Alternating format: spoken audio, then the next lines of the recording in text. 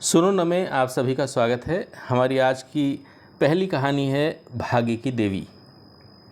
एक बार एक बुजुर्ग आदमी ने अपनी बहुत सी संपत्ति अपने पुत्र के नाम कर दी।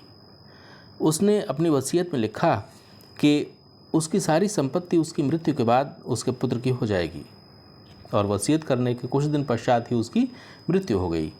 संपत्ति इतनी ज़्यादा थी कि उसका पुत्र तो क्या, आगे आने वाली 7 पुश्तें भी आराम से बैठे बैठे बिना कोई काम धंधा किए खा पी सकती थीं। लेकिन उसका पुत्र अभी भी संतुष्ट नहीं था। वो अधिक से अधिक धन कमाना चाहता था।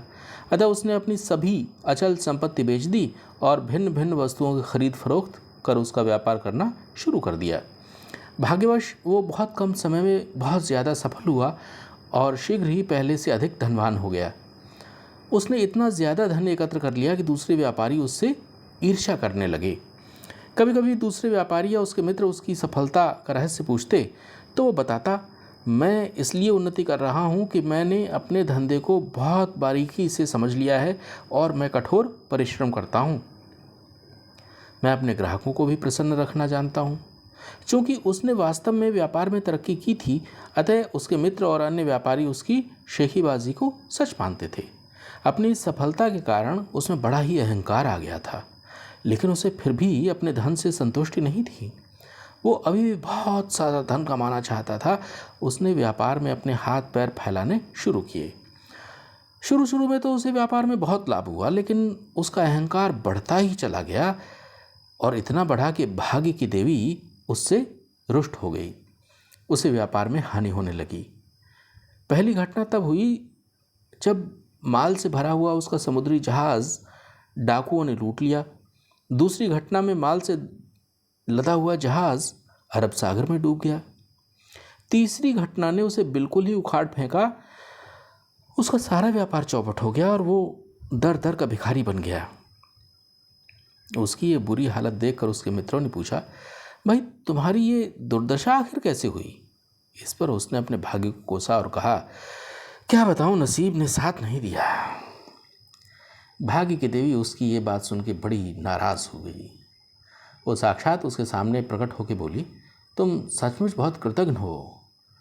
जब तक तुम सफलता की सीढ़ियाँ चढ़ते रहे तब तक तुम उसका सारा श्रेय खुद लेते रहे, मगर जैसे ही हालात खराब हुए तुमने भाग्य को कोसना शुरू कर दिया।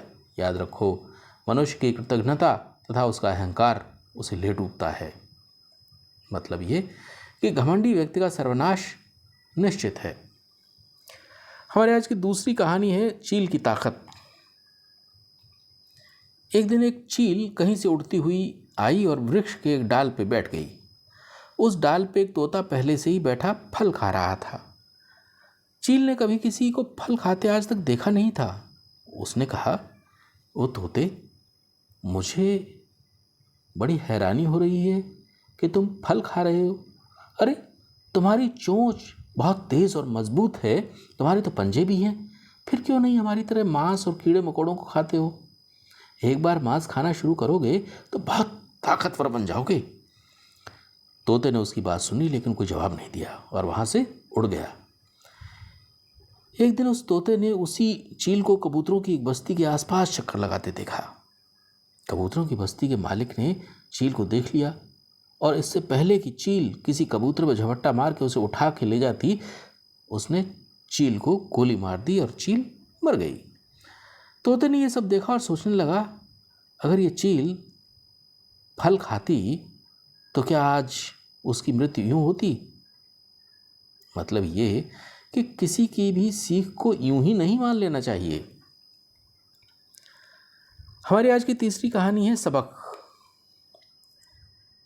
एक दिन एक भेड़िया किसी जंगली कुत्ते से लड़ते समय बुरी तरह घायल हो गया। वो इतना घायल था कि उसके लिए चलना फिरना भी बड़ा मुश्किल था। वो एक झरने से थोड़ी दूर पे लेटा दर्द से करा रहा था। जब वो लेटा करा करा के अपने जख्मों को चाट रहा था और उन पर मंडराती मक्खियों को उड़ाने की कोशिश में लगा था, तभी एक मेमना उधर से गुजरा। भेड़िया कई दिनों से भूखा था, उसका शरीर सूख रहा था। उसके दिमाग में तभी एक विचार कौंधा। वो मेमने से बोला, मेरे प्यारे मित्र, क्या तुम मेरे लिए थोड़ा पानी लाने की कृपा करोगे? मैं बुरी तरह घायल हूँ और कई दिनों से भूखा प्यासा हूँ। जब मुझे थोड़ा पानी मिल जाएगा ना, तो भोजन का प्रबंध तो मैं स्वयं ही कर लूँगा। आप ठीक कहते हैं श्रीमान, मेमना बोला। अगर मैं आपके लिए थोड़े पानी का प्रबंध कर दूंगा तो आप मेरा भोजन बनाकर खा जाएंगे।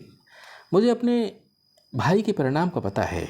जब आपके एक भाई ने उसे ये कहकर खा लिया कि वो पहाड़ी नदी में नीचे खड़ा उस भेड़िए का पानी गंदा कर रहा था, जबकि हकीकत ये थी कि भेड़िया ऊपर पानी पी रहा था और बेचारा मेमना नीचे था।